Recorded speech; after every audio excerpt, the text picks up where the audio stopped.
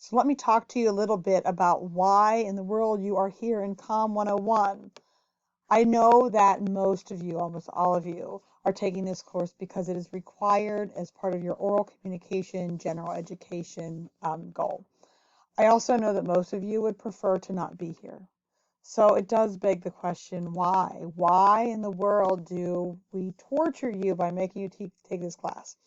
So I could give you some nice statistics about the value of communication skills for your employment, or I could talk about the fact that in Pennsylvania, the Department of Education has indicated that all students at state system schools, as well as all the community colleges, must meet an oral communication requirement.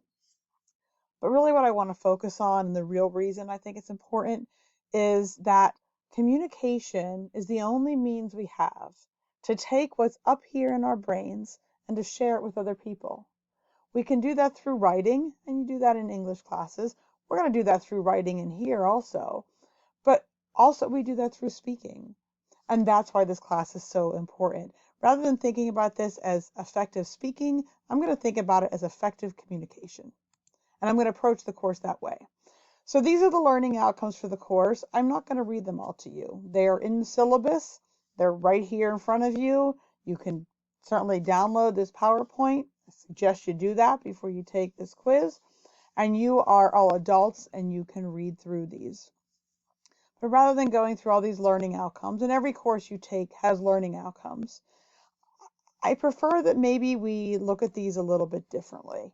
And sometimes through a different lens gives us a new perspective.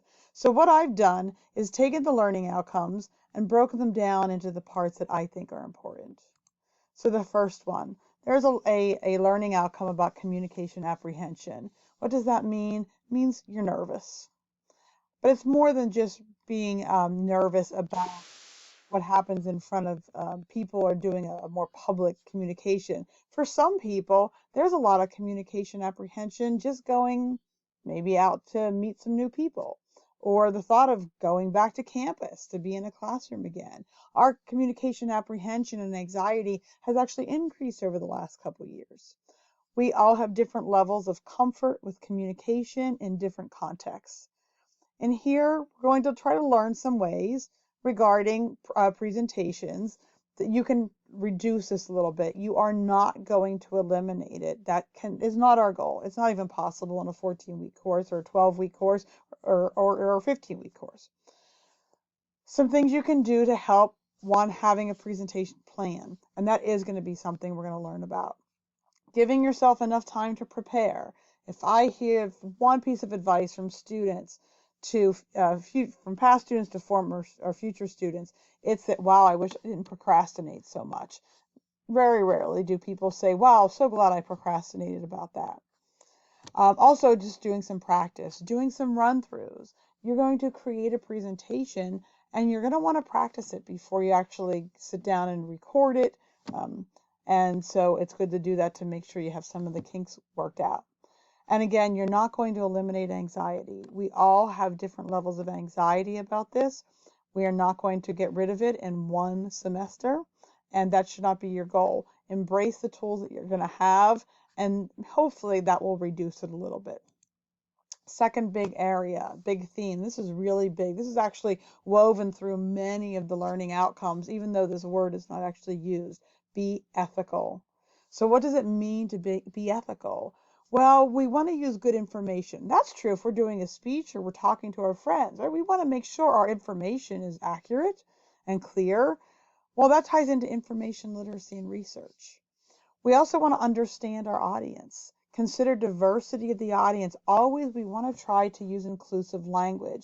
The last thing you want to do is alienate somebody or kind of tick somebody off. Then your communication, your message is never going to get through. Adapting your information to the audience. If you were going to explain why the sky is blue to a young child, you would use certain words. If you were going to explain it maybe here in your class, you'd use certain words. And if you were a person who studied such stellar things, you could explain it using all different kinds of words. Same general topic, but how we do it is adapted to the audience or the people or peoples that we're talking to. being a good listener. We're going to learn a little bit about some listening skills. We're going to learn about giving feedback to each other and being helpful in that feedback. Feedback should never be about just negatives, and a critique is a positive, and I would argue that positives are more important. There's some ethics with that.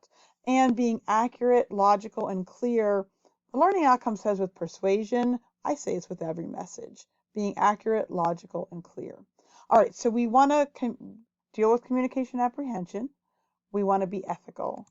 Another big area is information literacy, something else you'll learn in this class. We need to critically evaluate the information we take in.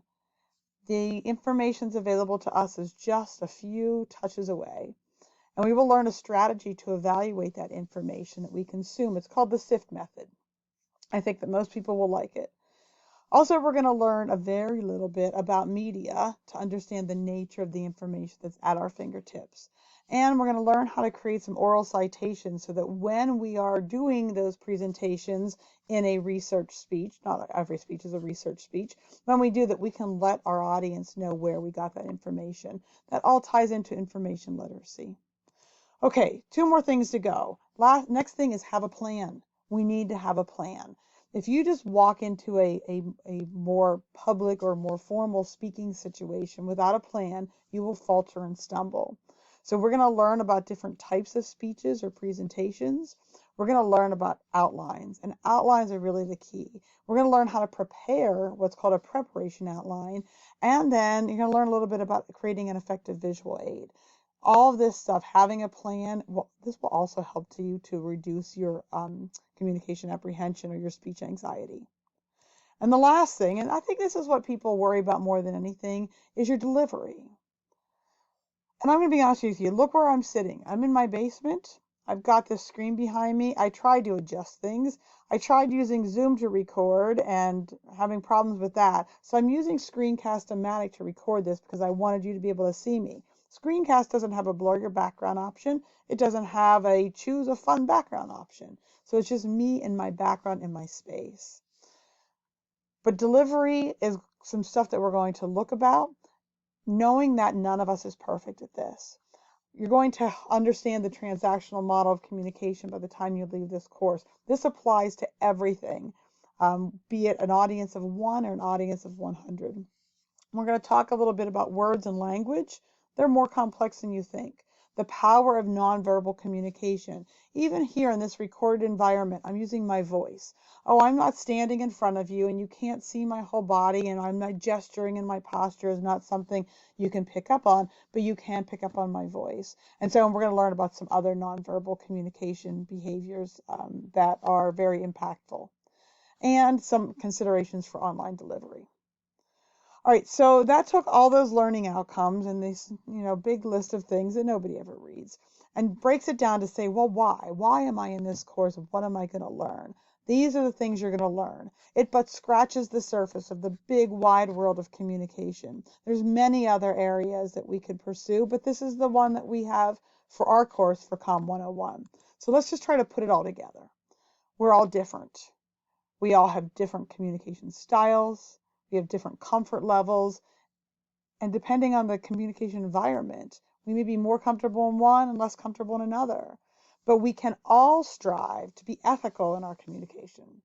We can all try to have a good plan that is truthful, organized, and adapted to the audience.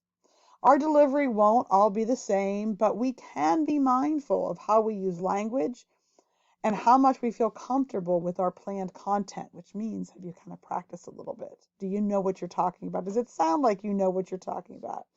And we can all try our best to use the available tools in this course.